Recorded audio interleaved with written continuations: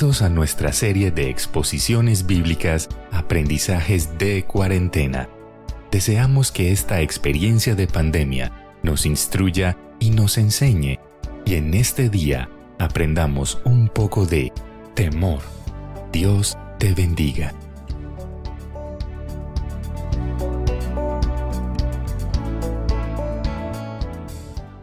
Bueno, otra vez muy buenos días a todos ustedes aquí y también a todos los que están cómodamente instalados detrás de sus pantallas, en pijama, despeinados, desayunando a las 11 de la mañana. Qué envidia, ¿no?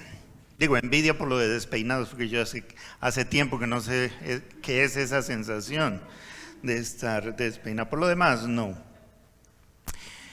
Ayer en la mañana recibo una llamada urgente de Parmenio, y entonces me dice que Eduardo, que era quien debía predicar hoy, estaba enfermito. Eduardo, que te mejores, hermano, y que pues ellos estaban de retiro y que con una piña colada al lado de la piscina era muy difícil pensar en quién iba a reemplazar a Eduardo hoy. Así que no se les ocurrió una mejor idea. No, mentira, no era ninguna piña colada, y allá donde ellas estaban no hay piscina. Era un retiro espiritual, ¿cierto? Sí, bueno, ok. Por lo menos así dicen, pero hay que creerles. Pero eso me da a mí la oportunidad de estar aquí, que siempre es un gozo, siempre es una alegría. Y para que sepan, hoy es un día de milagros. Por primera vez, desde que empezó la pandemia, hoy me afeité. Imagínense lo que han logrado ustedes. Y es la primera vez que vengo también a un culto presencial. Tengo mis reparos con estas cosas, no con los cultos, sino con la forma en que se tienen que dar hoy en día. Y se resume en una frase que me dijo Patti cuando llegamos. Ay, aquellos tiempos cuando nos podíamos saludar con un beso y con un abrazo. Qué rico, ¿no? Nos está haciendo mucha falta eso. Bueno, esto me permite también a mí dar una puntadita en una campaña que tengo contra un enemigo no invisible, pero sí contra un enemigo que muchas veces no consideramos un enemigo.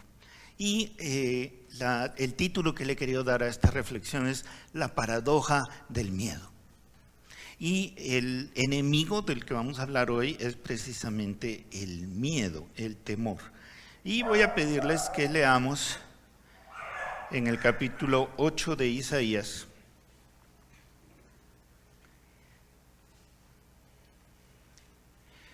Los primeros 15 versículos, que allí está el tema, y en particular un versículo que nos va a ayudar mucho en esta reflexión. Pero leamos los primeros 15 versículos del capítulo 8 de Isaías. Entonces el Señor me dijo: toma para ti una tabla grande y escribe sobre ella en caracteres comunes. Veloz es el botín, rápida la presa.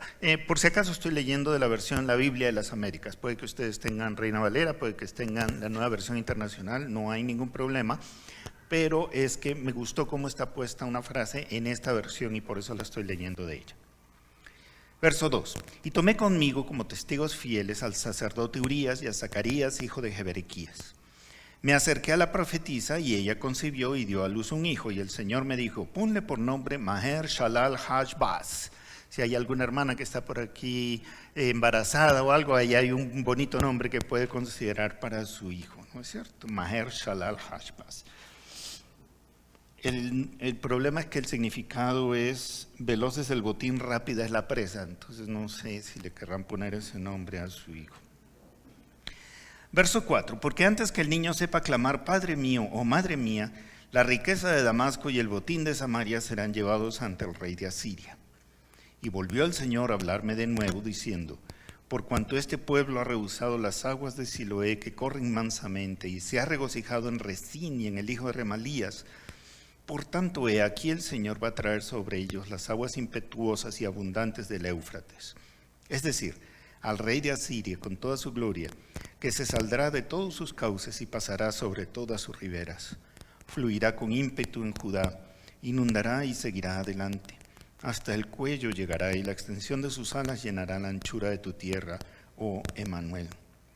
Quebrantados pueblos que seréis destrozados, prestad oído confines todos de la tierra. Ceñíos que seréis destrozados, ceñíos que seréis destrozados.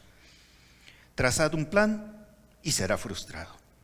Proferid una palabra y no permanecerá, porque Dios está con nosotros. Pues así me habló el Señor con gran poder y me instruyó para que no anduviera en el camino este pueblo diciendo: no digáis es conspiración a todo lo que este pueblo llama conspiración, ni temáis lo que ellos temen, ni os aterroricéis. Al Señor de los ejércitos es a quien debéis tener por santo, sea Él vuestro temor y sea Él vuestro terror. Entonces Él vendrá a ser santuario, pero piedra de tropiezo y roca de escándalo para ambas casas de Israel, y lazo y trampa para los habitantes de Jerusalén. Muchos tropezarán allí y caerán y serán quebrantados, serán enlazados y apresados.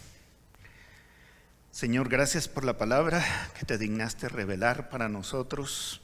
Gracias por quienes la recogieron, la escribieron, la guardaron a lo largo de los siglos, la tradujeron a nuestro propio idioma para que la podamos leer, para que la podamos entender.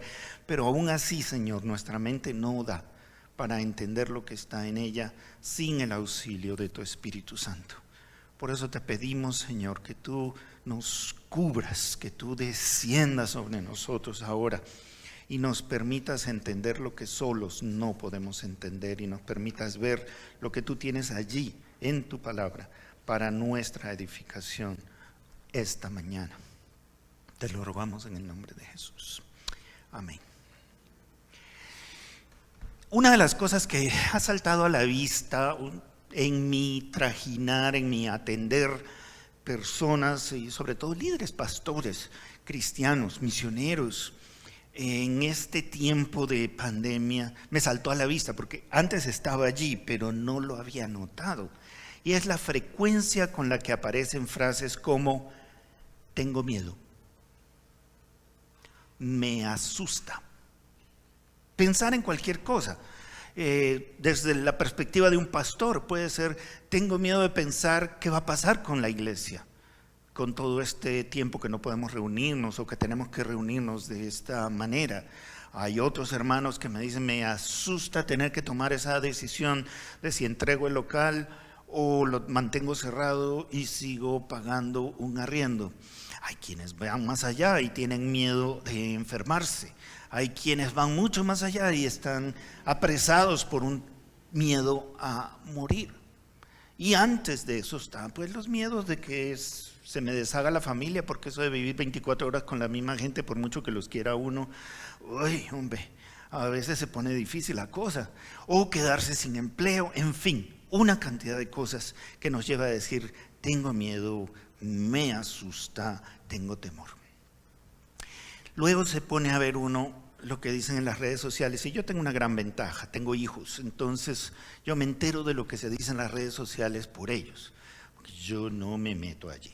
Eso es un lodazal, eso de tener Facebook, Instagram y todas esas cosas, no, esas son arenas movedizas, yo no me meto ahí, pero ellos me cuentan lo que ponen los amigos y todo lo demás, y está muy de moda. Mejor dicho, antes de abril de este año nadie hablaba del apocalipsis, y de abril para acá todo el mundo es un experto en la bestia, en la marca de la bestia, en el anticristo y en las trompetas y en los caballos. Mejor dicho, pareciera que no hubiera otra cosa de la cual hablar. Pero hablamos de esas cosas y decimos: tengo miedo. Tengo miedo de los desastres naturales que se anuncian.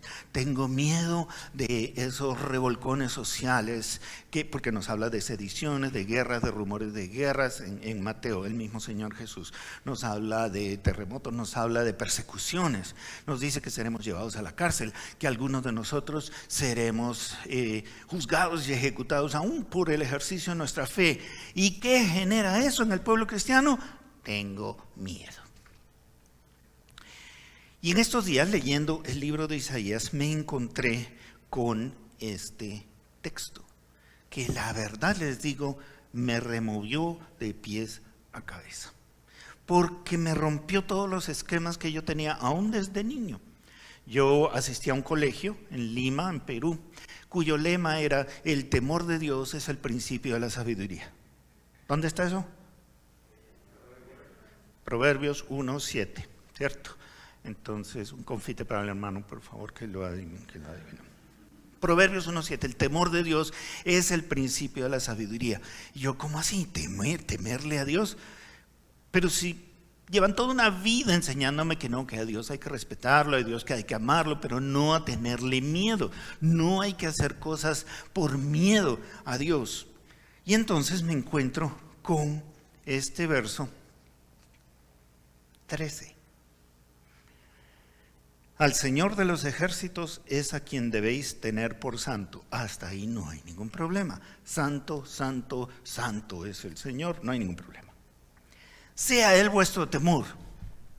Pues sí, el temor de Jehová es el principio de la sabiduría. Y sea Él vuestro terror. Son dos palabras diferentes las que se usan allí, temor y terror. Y tratan de expresar la mayor fuente posible del espanto más grande posible que un ser humano pueda vivir.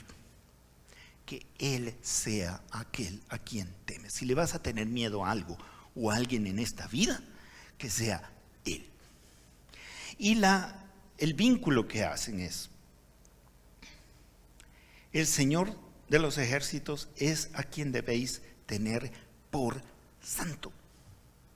Aquello que es lo más sagrado es aquello a lo cual le vas a temer.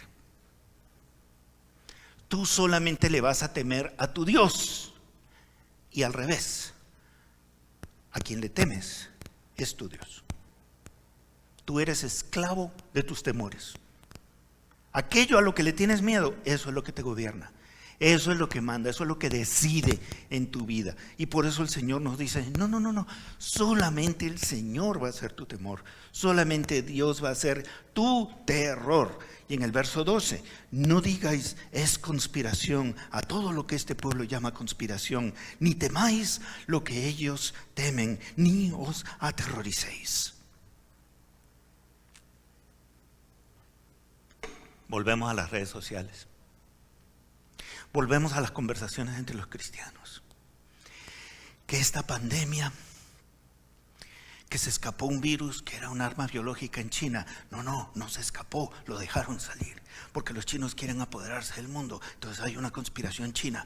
No son los chinos, son los Illuminati los que han soltado este virus. No son los Illuminati, son los reptilianos. Y es Soros, pero Soros es un extraterrestre. Y entonces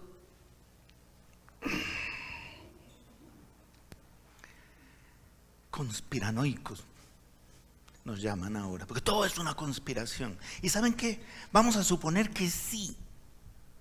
Vamos a suponer que sí son los Illuminati, los Serpentarios, los Rocha, quien sea. Está anunciado que en los últimos días van a pasar esas cosas. Y el mismo Señor Jesús nos dice: no os amedrente. ¿Y sabe qué va a pasar? Los van a perseguir, cierto, pero tranquilos. Los van a meter a la cárcel, por supuesto que sí, pero tranquilos. Los van a matar, es verdad, pero tranquilos. No se asusten. Estas cosas tienen que pasar. Y nos lo dice alguien que estaba caminando hacia la cruz. Y que cuando le dicen: no, Señor, escápate de la cruz, él dice: no, estas cosas tienen que suceder. Así es como está escrito, así es como está prescrito, así es como está señalado. Entonces llegamos aquí a este verso 13 del capítulo 8 de Isaías, y la intención clara del autor es decirnos: mira, vas a aprender a tenerle miedo a Dios. Es más, Él va a ser tu único terror en esta vida. ¿Y eso qué significa? ¿Y eso cómo se come? ¿Y eso de qué manera cuadra con lo que yo siempre he aprendido? Pues que yo nací en un hogar cristiano, no yo, ¿no? Pero cualquiera de ustedes puede decir, yo nací en un hogar cristiano y entonces desde niñito o desde niñita me enseñaron a orar, papito Dios, que yo no sé qué, pero partido para abajo. Entonces, ¿cómo si primero me enseñaron que Dios es pura sonrisa, que Dios te ama, peace and love, y ahora yo a desarrollar temor de ese Dios, terror de ese Dios, aprender a tenerle miedo? ¿Cómo así? Y resulta que si uno se pone a pensar, miren, yo llevo ya casi 60 años en este mundo bendito, 40 años de vida cristiana, 30 años en el ministerio, tratando de ayudar a otros a encontrar las verdades de la vida en las Escrituras. Y tengo que aceptar que este tema del temor es central en nuestra existencia.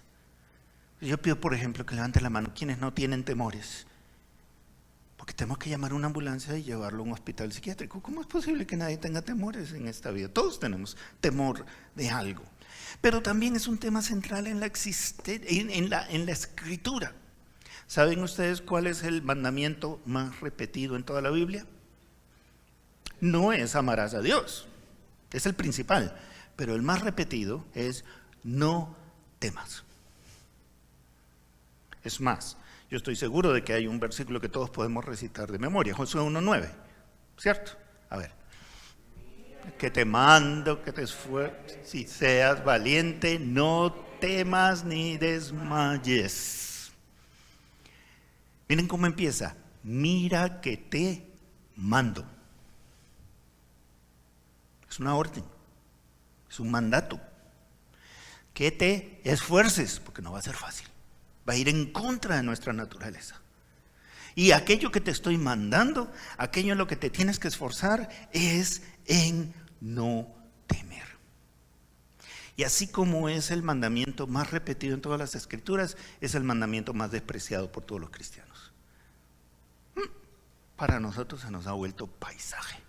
Dios me dice que no tema, pero yo me paso la vida temiendo. Y uno se pone a escarbar. Pues cuando vienen a buscarlo a uno para hacer consejería, pues uno termina escarbando la vida de la persona. Y es increíble la cantidad de pecados, desadaptaciones, enfermedades mentales, trastornos emocionales, problemas espirituales, dificultades relacionales, rupturas, adicciones, conductas autodestructivas y dañinas que tienen como su sustrato y su trasfondo el miedo. Y nada más que el miedo. Y nuestras reacciones por miedo. Piensa nada más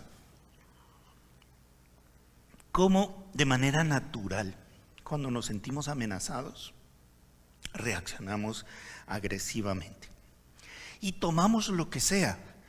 Puede ser esta cosa, puede ser una guitarra, puede ser lo que sea, y lo convertimos en un arma para defendernos. Si alguno de ustedes me viene a atacar, yo puedo agarrar esto y darles en la cabeza. Eso no está diseñado para ser un arma, pero yo lo convierto en un arma porque estoy asustado, porque tengo miedo y me tengo que defender. Aquellos de ustedes que están casados, ¿cuántas veces ha sucedido que viene su cónyuge y les dice algo completamente inocuo, lo más inocuo del mundo, buenos días? Y ustedes voltean así con una cara de, cara de tigre al que le han pisado la cola. ¿Qué tienen de buenos?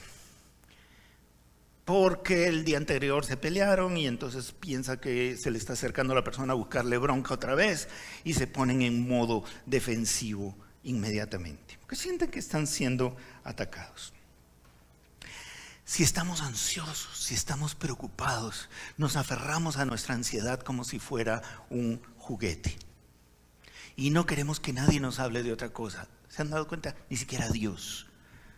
¿Cuántas veces han escuchado decir a alguien, estoy tan preocupado que no puedo ni orar? Qué interesante. Estás optando por tu preocupación, por el miedo que te produce, y obviamente, no, yo no me puedo acercar a la palabra, yo no puedo ni orar, mejor dicho, Dios no existe, lo he borrado de mi existencia. ¿Por qué? Porque tengo miedo. O pongamos otro ejemplo, ustedes están muy preocupados Y vamos a suponer que es una preocupación muy grande. Ya les dijeron que si no pagan la renta mañana los van a echar de esa casa.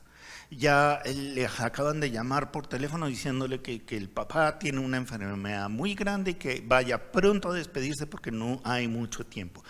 Son preocupaciones válidas, son preocupaciones legítimas. Y empezamos a preocuparnos y tenemos mucho miedo. De pronto vivimos tan lejos que no es posible. Sabremos que el viejo se va a morir y no vamos a llegar a despedirnos. No hay forma posible. O que definitivamente vamos a tener que dejar ese apartamento y tenemos niños pequeños y ¿a dónde nos vamos a ir a meter?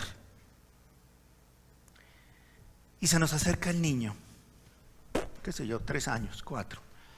Papi, ¿juegas conmigo? O mami, ¿juegas conmigo? ¿Qué hacemos? Volteamos y le decimos, claro, mi niño, vamos a jugar. En el mejor de los casos, lo ignoramos. O de pronto vamos un poco más allá y le decimos, sí, en un ratico, después, sabiendo que ese después no va a llegar. O si nos va realmente mal, volteamos y le pegamos un ladrido. Vaya, qué mocoso, no friegue la vida. ¿No ve que estoy preocupado? No lo veo. Y además, ¿qué ganas preocupándote? Ese tiempo que no me lo vas a dedicar a mí, no lo vas a usar en nada positivo, solo lo vas a usar en morderte las uñas y en considerar pobrecito yo. Y entonces entramos en una serie de conductas irracionales, conductas improductivas. ¿Por qué? Por miedo. Cuando nosotros cedemos al miedo, lo que estamos haciendo es optar por la cobardía. Le decimos al miedo, tú vas a gobernar mis pensamientos y tú vas a gobernar mis actitudes, tú vas a gobernar mis acciones. ¿Sabes qué? Santo, santo, santo seas tú, miedo, Señor de mi vida. Es a ti a quien voy a rendir culto. Es a ti a quien voy a rendir mi vida, mis pensamientos y mis actos. Por miedo nos volvemos más egoístas que de costumbre. ¿Qué voy a llamar yo a mi hermano que está enfermo para saludarlo y animarlo? No, si yo estoy llevado. ¿Qué me voy a poner a pensar en las necesidades de todos los demás si yo soy tan asustado? Me pongo a mirar el ombligo y ahí me quedo mirándome mi ombligo diciendo, ay, qué ombligo tan feo. Y encima está lleno de motas. La vida no vale nada. Por miedo no nos disponemos a dejarnos tratar por Dios. ¿Cuántas veces llega alguien con un problema y uno le dice, bueno, listo, vamos a pedirle al Señor que cambie eso en tu vida? Ay, no, qué miedo. ¿Cómo me voy a quedar sin eso? ¿Cómo me voy a quedar sin esa forma de pensar? ¿Cómo me voy a quedar sin esa actitud? ¿Cómo me voy a quedar sin esa adicción? ¿Cómo me voy a quedar sin esa persona que es tan tóxica en mi vida, pero peor es la soledad? Tengo miedo, me asusta. C.S. Lewis tiene una figura muy interesante. Él dice que somos como un niño que está jugando en un lodazal horroroso, sucio, haciendo torticas de barro y castillitos y qué sé yo. Y se nos acerca a Dios y nos dice, uy, hijo, ¿con qué estás jugando tú ahí? Terrible. Mira, yo tengo una playa para ti, de arena blanca, de aguas turquesas y tibias, deliciosas, con palmeras y brisa. Déjame llevarte allá para que hagas tus castillos con arena limpia y te diviertas. Nosotros volteamos, lo miramos y decidimos no creerle. Y tenemos miedo de que si soltamos nuestro lodo apestoso nos vamos a quedar sin nada. Y entre creerle a Dios o creerle al miedo, le creemos al miedo. Y le decimos, vete Dios con tus playas de arena y agua limpia, yo me voy a quedar con mi lodo putrefacto aquí. Por miedo nos aliamos con quienes no debíamos aliarnos. Aquí nos dice en el verso 6, este pueblo ha rehusado las aguas de Siloé que corren mansamente y se ha regocijado en Rezín y en el hijo de Remalías. Por eso el Señor va a traer sobre ellos las aguas impetuosas y abundantes del Éufrates. te quise llevar a Siloé, donde hay un arroyito cantarín, y tú no quisiste, y te aliaste con otro, pues yo voy a traer el Éufrates en crecida sobre ti. O recibes lo que yo te doy, o espérate con lo que te va a venir encima. Témeme a mí y no temas a dejar lo que estás dejando, ni aliarte con lo que te alías. En los capítulos 30 y 35 vemos cómo Israel, de este mismo libro, Israel se alía con Egipto, fuerte, feroz. Le pide ayuda a Egipto, pero el Señor le dice que todos sus carros, todos sus caballos, todos sus valientes no les servirán de nada, porque hemos decidido apoyarnos en Egipto y no en el Dios vivo. ¿Cuáles son nuestros carros, nuestros caballos, nuestros valientes y nuestro Egipto? ¿En qué nos apoyamos?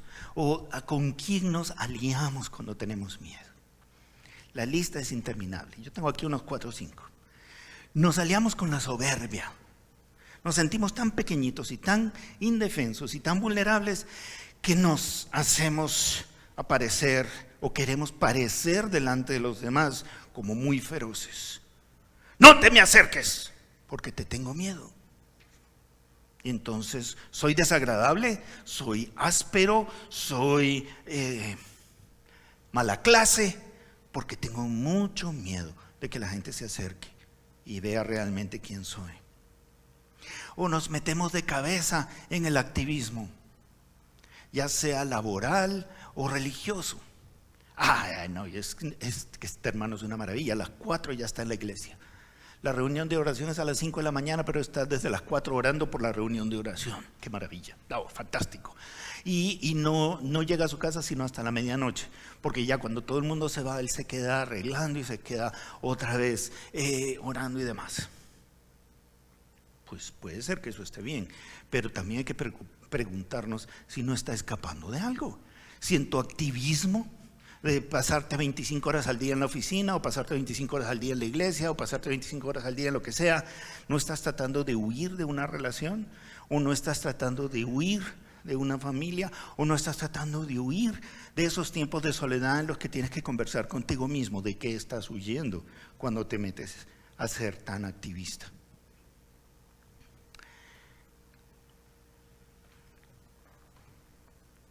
O de pronto nuestro aliado es el trago o cualquier otra sustancia sin la cual no podemos vivir, y esa nos da paz, aunque sea por media horita. Nos da paz, nos da tranquilidad. No importa que la culpa nos cargue después, no importa que la vergüenza nos destroce después. Ese es nuestro aliado. Esos son los carros. Las adicciones, cualquier otra adicción. La más popular hoy en día es la pornografía, que está tan diseminada por todas partes. Pero cualquier otra adicción, aún aquellas que parecen que no tienen ningún problema. No, es que el hombre es tan deportista. Sí, es tan deportista que no tiene tiempo para nada. No tiene tiempo para su mujer, no tiene tiempo para sus hijos, no tiene tiempo para el Señor, no tiene tiempo para edificarse porque es súper deportista. O de pronto nos aliamos con la religiosidad. Tengo que asegurarme de que he pronunciado el nombre de Jesús 1000 veces hoy. Entonces voy a comprarme una aplicación en mi teléfono para que las vaya contando, porque me es muy difícil. O tengo que asegurarme de leer tantos versículos o de pasar tantos minutos orando, porque si no hago eso me va a caer encima una maldición. El miedo nos mueve a aliarnos con diferentes cosas y no a buscar al Dios vivo. Entonces está esa realidad de Dios que nos dice: no temas, por nada estés afanoso.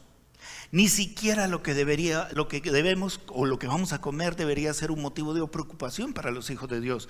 El Señor nos dice en Mateo 6: los gentiles se preocupan por esas cosas, pero no ustedes. Busquen primero el reino de Dios y su justicia, lo demás va a ser añadido.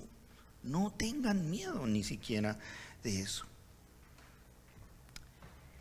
Pero de una manera absurda y perversa, nosotros, los hijos amados de Dios, decidimos vivir esclavizados a nuestros temores.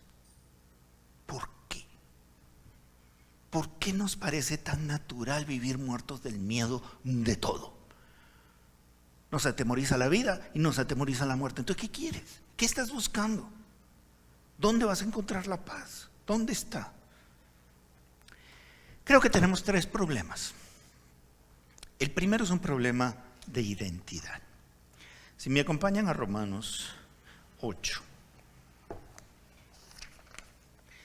verso 14 y 15 y 16. Romanos 8, 14 al 16. Porque todos los que son guiados por el Espíritu de Dios, los tales son hijos de Dios. Pues no habéis recibido un espíritu de esclavitud para volver otra vez al temor, sino que habéis recibido un espíritu de adopción como hijos, por el cual clamamos, Abba, Padre. El Espíritu mismo da testimonio a nuestro espíritu de que somos hijos de Dios. Este texto nos está diciendo que hemos recibido un espíritu de adopción, que hemos sido adoptados, no solo legalmente, también espiritualmente. Tenemos el espíritu de adopción, que es el Espíritu de Dios, en nosotros, por el cual podemos decirle, Abba, Padre, papito mío, al Señor. Pero, dice, no podemos volver a la esclavitud del temor. El espíritu de esclavitud del temor. Básicamente, o eres esclavo de Dios o eres esclavo del temor. Y si eres un hijo de Dios, una hija de Dios, por definición has sido liberado del espíritu de temor. No puedes seguir viviendo bajo ese espíritu. Es una completa contradicción. En últimas, si vives esclavizado al temor es porque no sabes quién eres. No tienes ni idea de quién eres. No sabes quién es tu padre. No sabes cuánto te ama y no sabes de lo que es capaz de hacer por ti. Tienes un serio problema de identidad. Todavía eres hijo del temor. Todavía eres hijo del miedo. Juan remata diciéndonos, 1 Juan 4:18, el perfecto amor. Es decir, no pueden ocupar el mismo sitio. Es como si hubiera solo una silla y el temor está sentado en esa silla. Y viene el perfecto amor y le dice, esa silla es mía. Que no, a ver, sácame. Y lo saca. Porque el que teme no ha conocido a Dios. Es así de sencillo. O es la luz o es la oscuridad. O es el día o es la noche. O es el bien o es el mal. O es el temor al que te gobierna, el Señor de tu vida. O es tu Padre Celestial. Si vives cargado de miedos y de temores, son ellos los que deciden qué haces, cómo lo haces, cómo vives. Y estás demostrando que no conoces a ese Dios que dices adorar y que dices alabar. Es un hijo o una hija que no sabe quién es. Es el primer problema, un problema de identidad. El segundo es un problema de decisión y por lo tanto de obediencia. Otra vez, mira que te mando que te esfuerces, no temas y seas valiente. Te lo estoy mandando. Te lo estoy ordenando. Que te esfuerces, que seas valiente y que no temas. Acompáñenme a Ezequiel. Si quieren encontrarlo, seguramente van a tener que ver cuáles son esas páginas, esos bordecitos de página que están más limpios, porque casi nunca vamos por ahí, ¿cierto?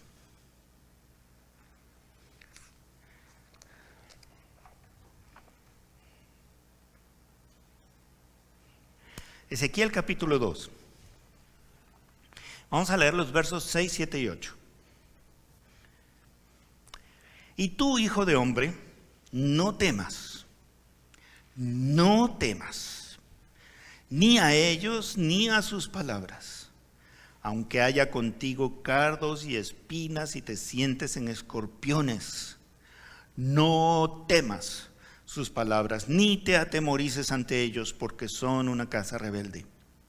Les hablaré mis palabras, escuchen o dejen de escuchar, porque son rebeldes.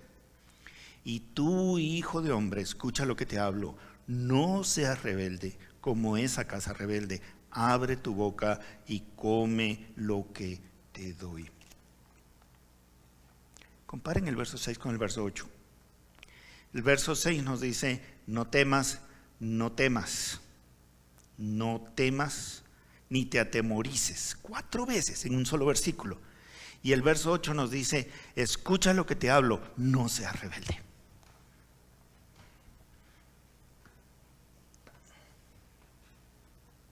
Si temes, eres rebelde. Si optas por el miedo, es por rebeldía, porque has decidido no obedecer al Señor, sino obedecerle a tu miedo, cualquiera que éste sea, por muy aparentemente legítimo que pudiera ser, o humanamente legítimo que pudiera ser. Ahora bien, es necesario hacer aquí una distinción. El mandato no es a no sentir miedo, porque esa es una reacción natural, no la podemos controlar y por lo tanto no podemos asumir una responsabilidad por aquello que no podemos controlar. El mandato no es a sentirlo o no sentirlo, el mandato es a decidir qué haces con tu miedo. La diferencia entre el valiente y el cobarde no es que el cobarde siente miedo y el valiente no. He tenido oportunidad de hablar con algunos valientes. He hablado con soldados, he hablado con policías, he hablado con paracaidistas, he hablado con buzos. Esa gente se pone a alimentar tiburones en sus tiempos libres, etcétera, etcétera. No he hablado con toreros, pero he leído entrevistas a toreros. He hablado con muchachos que están aprendiendo a predicar. Es impresionante la hiperactividad intestinal que se le genera a muchos de solo saber que tienen que subirse aquí a predicar un domingo en la mañana. Muertos del miedo. Y el paracaidista que se va a tirar de un avión y el soldado que va a entrar en combate y todo lo demás. Y le pregunto, ¿tienes miedo? Claro que sí. ¿Son valientes? ¿Cómo así? ¿No eres valiente? ¿Cómo así vas a sentir miedo? Una persona valiente no siente miedo. Y lo que ellos me enseñan es que sí, yo siento miedo, pero no hago lo que el miedo me dice. Yo hago lo que tengo que hacer. El miedo no es mi dueño. Viene y me habla y me dobla las tripas y hace que sude, sí, pero no me va a gobernar, no va a tomar el control de mi vida y hacerme decidir lo que yo voy a hacer. El valiente se traga su miedo, el valiente controla su miedo, el valiente sujeta a su voluntad el miedo y hace lo que tiene que hacer, aún a riesgo de su propia vida. Y sale a defender al indefenso, sale a socorrer al que está necesitado y se enfrenta a lo que se tenga que enfrentar, aún por encima de su miedo.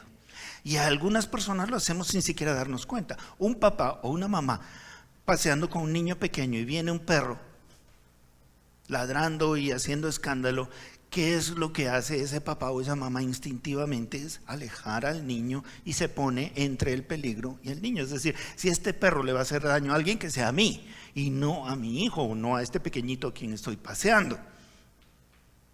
Mi instinto de supervivencia me dice, coge el niño, tíraselo al perro y mientras se lo está comiendo tú te salvas. Eso es lo que me está diciendo mi miedo. Y es racional, es perfectamente racional. Pero nosotros decidimos que no. No es el miedo el que me va a gobernar. El que me va a gobernar es mi sentido de responsabilidad. Puede que sea mi hijo o no sea mi hijo, pero es un niño chiquito a quien yo tengo que defender. Tercero, tenemos un problema de identidad, tenemos un problema de obediencia y en tercer lugar tenemos un problema de amor. Ya lo hemos dicho, pero hay que subrayarlo. El perfecto amor echa fuera el temor. Y esa es la opción que necesitamos tomar en la vida. O se la rendimos a Dios o se la rendimos al miedo. ¿Ante quién nos vamos a inclinar? ¿Quién será aquel que determine el curso de nuestros pensamientos, el curso de nuestras acciones, de nuestras decisiones? ¿Es el amor o es el temor? Y fíjense que podemos tener una vida cristiana más o menos correcta, ¿cierto? No nos metemos en ningún escándalo, somos más o menos útiles desde la pura obligación. Es decir, estamos obedeciendo a Dios, pero porque pues así dicen que hay que hacer. O porque Dios es bueno. Miren, aquí estoy, tengo trabajo, estoy sano, no me pasa nada, Dios es bueno. Bueno, ¿y qué pasa si pierdes el trabajo y te enfermas? ¿Dios deja de ser bueno? Y qué interesante lo que cantamos hoy, ¿no? Dios quita y Dios da. Ese es el pensamiento de Job. Dios dio, Dios quitó, bendito sea el nombre del Señor. Yo no voy a obedecer a Dios porque me parece que es bueno, sino porque sé que es bueno. No importa por lo que yo esté pasando. No importa si estoy encarcelado, si estoy yendo hacia el César para que me corten la cabeza, nada de eso importa. Dios es bueno, es mi Padre, y lo que me pase a mí es porque Él lo permite. Yo no tengo miedo. Para mí el vivir es Cristo y el morir es ganancia. ¿Y por qué voy a tener miedo? ¿A qué le voy a tener miedo? ¿Espada? ¿Hambre? ¿Desnudez? Yo todos los días vivo como oveja de matadero. Yo no estoy seguro si voy a amanecer mañana, solo sé que tengo hoy para vivir para la gloria de Dios. Y saben una cosa, ni la vida, ni la muerte, ni ángeles, ni principados, ni potestades, ni lo presente, ni lo porvenir, ni lo alto, ni lo profundo. Y por si me estoy olvidando de algo, ninguna cosa creada me puede separar ¿de qué? Del amor de Dios que es en Cristo Jesús. No significa que no me va a pasar nada, no significa que no voy a sufrir, puede que sí, pero nada de eso me va a separar del amor de Dios. Pero no creemos en el amor de Dios. Ahora que estamos bien, ay, Dios me ama. Y cuando estamos por algún motivo pasando por dificultad, Dios se ha olvidado de mí. Dios no me quiere. Dios está bravo conmigo. No, pues podrá ser Dios, pero en tantos millones de gente pidiéndole cosas. Y muchos de ellos pidiéndole cosas más importantes, porque hay el señor que tiene hambre, la otra señora que se está muriendo, el hincha de Nacional que su equipo juega hoy, en fin. Toda la gente pidiéndole cosas a Dios. No tiene tiempo para mí, pobrecito yo. Porque no creo que Dios me ama. Y si estoy pasando por una dificultad, no creo que Dios me ama. Y si estoy solo, no creo que Dios me ama. Y si hay motivo de tristeza en mi vida, no creo que Dios me ama. Y al contrario de lo que dice la Escritura, de que nada me podrá separar del amor de Dios que es en Cristo Jesús, yo creo que todo aquello que me atemoriza me separa del amor de Dios que es en Cristo Jesús. Entonces, botemos esta Biblia y escribamos otra. Porque no tiene sentido vivir así.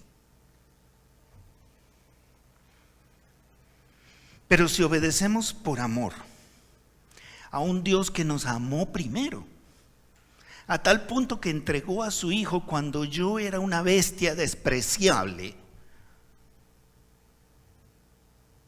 para poder llamarme hijo, para darme los privilegios de su casa.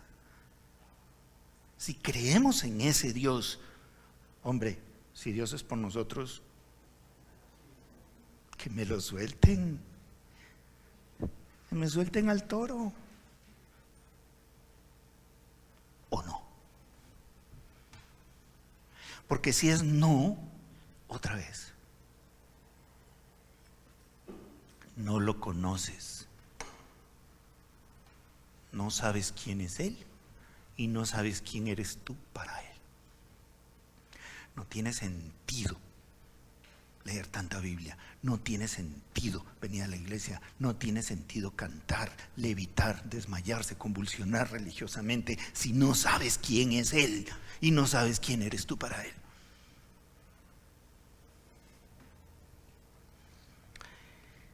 En conclusión, si algo le vamos a temer en esta vida, que sea el Señor. Que Él sea tu temor, que Él sea tu terror. Si alguien se va a encargar de mi vida, que sea Él. Si alguien va a decidir cuándo muero, que sea Él. Si alguien va a determinar de qué manera voy a morir y en qué condiciones voy a llegar a eso, que sea Él. Si Él va a diseñar cada día de mi vida, que sea Él.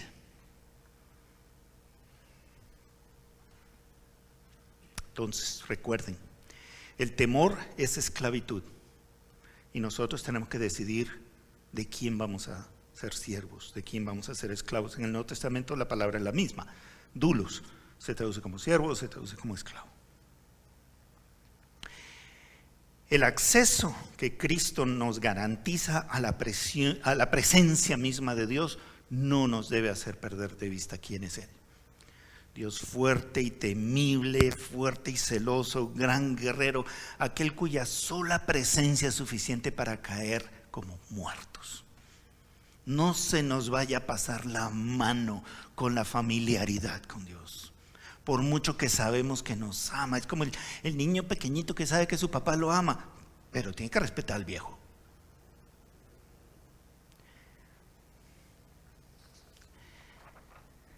Déjenme terminar con un par de ilustraciones que creo que nos pueden ayudar. No sé si ustedes han visto películas de la Primera Guerra Mundial, sobre todo, ahí es más evidente. Sí, ya las hermanas las veo poniendo los ojos en blanco, pero bueno, pídale al esposo, al hermano que les cuente. Esa era básicamente una guerra de trincheras. Entonces se acordaba que a un determinado día, una determinada hora, iba a haber un ataque. Entonces todos los soldados estaban metidos en su trinchera, daban la orden de prepararse, entonces se ponían sus cascos y todo lo demás, de calar la bayoneta y estar al pie de las escaleras que los iban a sacar fuera de la trinchera para atacar las posiciones del enemigo. Entonces el oficial a cargo del ataque se ponía detrás de ellos y sacaba un revólver. Y uno dice, pues ¿qué acaba de hacer con un revólver cuando al frente hay unas ametralladoras? Pero resulta que ese revólver no estaba pensado en el enemigo. El revólver era para recordarle a esos soldados que el que no salía o se devolvía, él lo mataba. Entonces la lógica era esta, mira. Si tú sales de la trinchera y empiezas a correr hacia las posiciones enemigas, hay una alta probabilidad de que te maten. Digamos que 95% de probabilidad de que te maten. Listo. Pero si no sales o te devuelves, yo te garantizo un 100% de probabilidad de que te mato. ¿Qué es lo que más te conviene? Pues salir a pelear. Este es un oficial de mi propio ejército.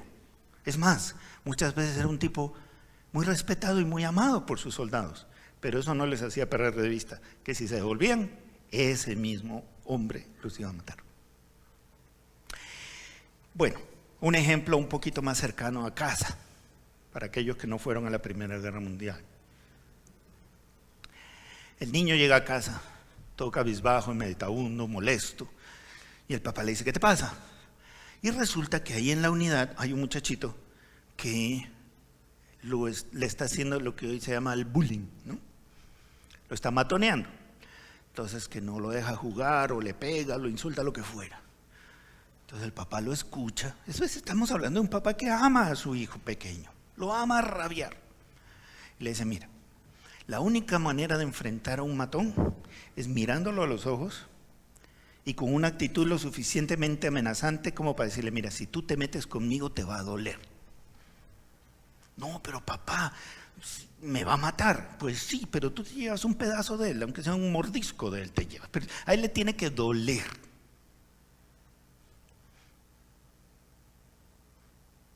Y si a pesar de eso me pega, pues bueno, te voy a enseñar a defenderte.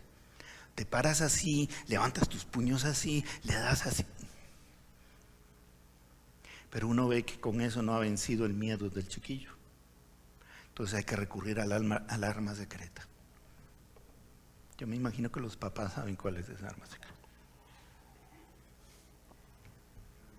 Si regresas aporreado, sin un ojo o lo que fuera, cuenta conmigo, tenemos EPS, tranquilo. Pero si yo me entero de que tú no te defendiste, yo te casco encima.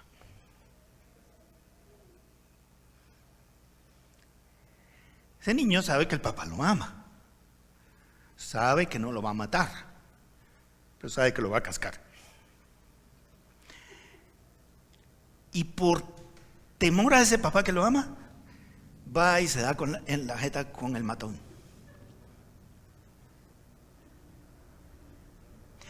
Lo que está haciendo el papá con esa amenaza, es decirle, ve, téngame miedo, chino, es ayudarlo a vencer su propia cobardía, a sobreponerse a su propia cobardía. Y eso es lo que el Señor está haciendo aquí en Isaías. Nos está diciendo, chinito querido, que yo sea tu temor, que yo sea tu terror. Te prohíbo que le tengas miedo a nada ni a nadie más, solo a mí. ¿Ok? Y aunque andes en valle de sombra y de muerte, no temerás mal alguno, porque yo estaré contigo. Mi vara y mi callado te infundirán aliento. Yo estoy contigo todos los días hasta el fin. ¿Me entiendes? Pero no seas rebelde, porque si les tienes miedo y actúas por miedo, yo te casco encima. ¿Te parece? Estamos viviendo en una época terrorífica. Los que asesinan niños, los que quieren acabar con todo vestigio de lo ordenado por Dios en este mundo, los que le llaman a lo bueno malo y a lo malo bueno, están asumiendo todo el poder legislativo, ejecutivo, de los medios de comunicación, el poder económico, y cada vez más están arrinconándonos a nosotros, a las esquinas del lenguaje de odio, discurso de odio, la intolerancia, qué sé yo. El momento en que vamos a ser declarados enemigos públicos por nuestra sujeción a Cristo y a las Escrituras está muy cerca. ¡Ay, qué miedo! No. Sí, es posible que te maten si sales de la trinchera, pero si no sales, vea. Que ese sea nuestro terror. Que vivamos con el temor permanente de fallarle a un Dios que nos ama tanto. Que vivamos con el terror absoluto de tirar nuestras vidas en manos de quien sea, en vez del Dios vivo. Que vivamos con la absoluta angustia de no estar a la altura de ser un discípulo de Jesucristo, sea cual fuere la circunstancia que estamos viviendo. Que ese sea nuestro temor y seamos libres de todos los demás. Señor, yo sé que estas cosas no son fáciles de entender, porque el temor está metido en nuestra naturaleza, en nuestra carne.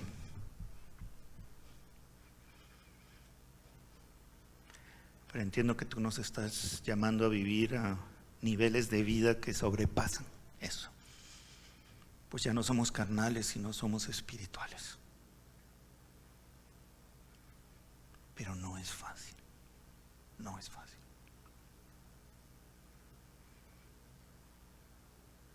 Espíritu Santo, desciende sobre nosotros en este momento.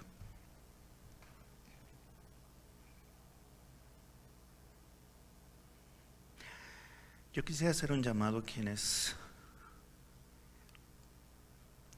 piensen, sientan que el Señor hoy les está llamando a tomar una decisión. Que se dan cuenta que viven bajo una esclavitud de temor que los está ahogando y que los está moviendo a vivir una vida que no es la vida a la que Dios los ha llamado.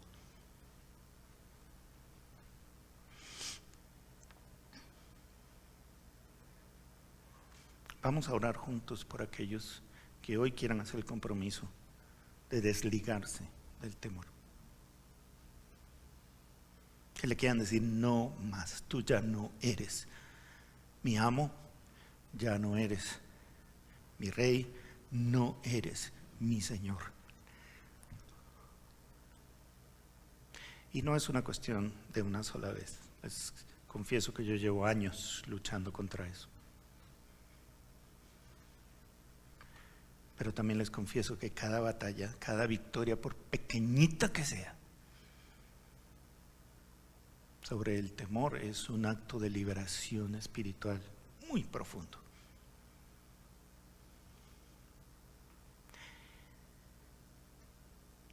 Quienes están en sus casas viendo esto quieren ponerse de pie, de rodillas, hacer alguna señal visible para ellos mismos y delante del Señor de que hoy quieren tomar esa decisión de no vivir bajo la esclavitud del temor, sino bajo la soberanía de Dios y no más.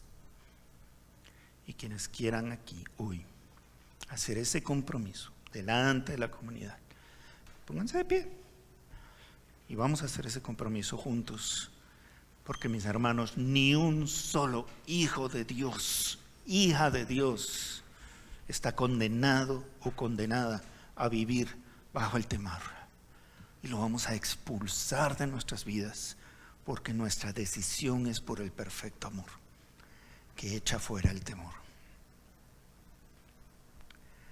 Padre nuestro que estás en los cielos, santificado sea tu nombre.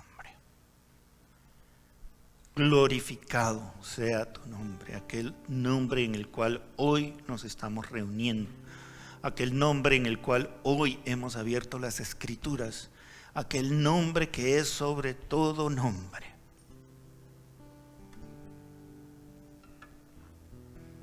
Señor, quienes estamos aquí delante de ti hoy,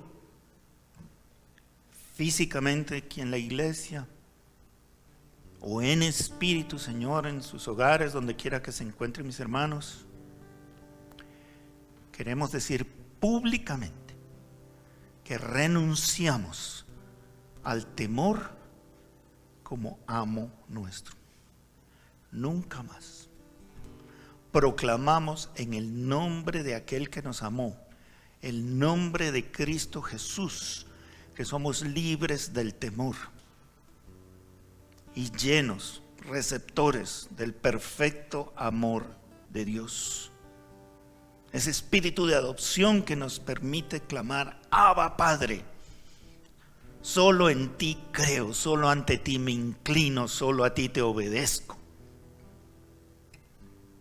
Señor, queremos ser hombres y mujeres libres, que adoran por amor, que sirven por amor, que deponen pensamientos y actitudes y expectativas por amor, y que creen hasta lo más profundo de sus huesos en un Dios que los ama. En cualquier circunstancia, en cualquier situación, proclamaremos el amor de Dios que es en Cristo Jesús, para que muchos crean. Ahora que se avecinan sobre nosotros tiempos de caos, tiempos de dificultad, tiempos de necesidad, que seamos capaces de anunciar el amor de Dios, para que muchos crean, para que muchos que se están ahogando en sus temores, en sus angustias, en la autolástima, puedan venir a los pies de Jesucristo y ser libres, verdaderamente libres, porque si el Hijo os libertare, seréis verdaderamente libres. Señor, queremos vivir en amor, queremos vivir por amor, queremos vivir para el amor, porque Dios es amor. Libres de todo temor, libres de todo miedo, conscientes, Señor, de que estamos en tus manos. Nuestros días están contados, aún los cabellos de nuestra cabeza están contados. Aún la muerte de tus santos es agradable delante de ti. Tú eres el Dios de mi vida y tú eres el Dios de la historia humana. Tú eres el Dios del universo, el Dios que nos ama, y a ti la gloria, a ti la honra, que solo a ti te pertenecen, Señor.